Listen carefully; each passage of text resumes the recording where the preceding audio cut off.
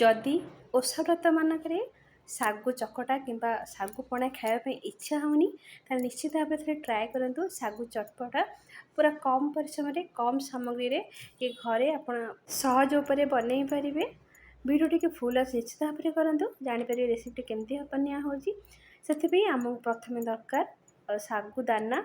एठी मु नहीं बड़ दाना सागु एथि बड़ दाना सागु ही दरकार छोट दाना सागु जमा भी नेबेनी। एठी मु गोटे कप माने सागु दाना नहीं आपण चाहिए आपण हिसाब से सागु दानार क्वांटिटी कम बेसी करें।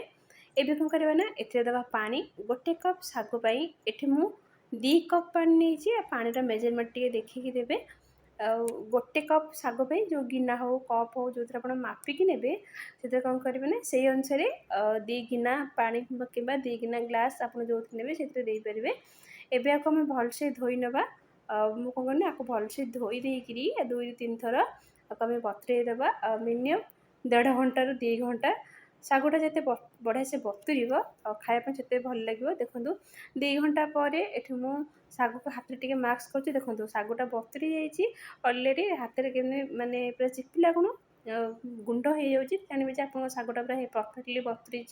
एबे आपको आम गोटे छणारे भलसे छाणी नवा छाणीकी एक्सट्रा पानी गुराक थी ताकू आम 10 मिनिट छाड़ीदेवा जमी तार एक्सट्रा पानी गुराक निगिड़ी जीव।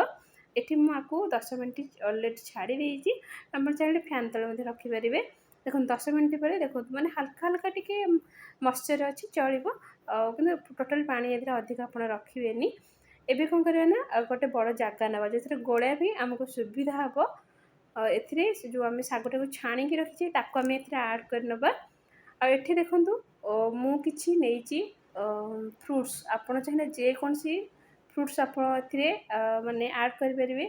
एठी मु गोटे माने छोट साइजर काकुड़ी काटिकी नहीं चोपा छड़ेकरी आठी देखो मु गोटे छोट साइजर सेव को काटिकी नहीं कि नड़िया को छोट छोट पीस काटिकी नहीं गोटे कदली एठी मु किछि अंगूर नहीं अंगूरटा देखिए खट्टा अच्छी ना मीठा से अनुसार ने एठी किछि काकुड़ी को काटिकी नहीं।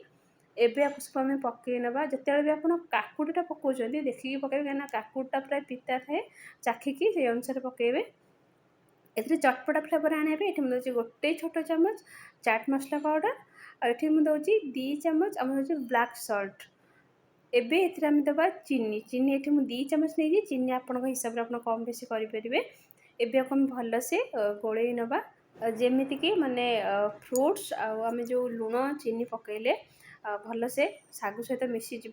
बड़ दाना चीनी जेहेतु आम नहीं माने किसी समय पर ही टेस्ट करेंगे देखिए मीठा केते लगुच जब कम मीठा थी आप आड करेंगे एना बड़ दानाटा टी मेल्ट टे टाइम लगी था आ बदले आप गुंड चीनी आड करेंगे। एबे कौन करें आपको आम भलसे गोलई नवा गोलैक आम प्लेट सर्व करवा आपको जब आप खाइबे दिन सारा एनर्जी मिल पूरा कम समय प्रस्तुत हो देह भी सुस्थ रही। देखो ये जो चटपटा फ्लेवरटा अच्छी माने खायापी पार्टी के बहुत स्वादिष्ट लगे। रहुची नमस्कार।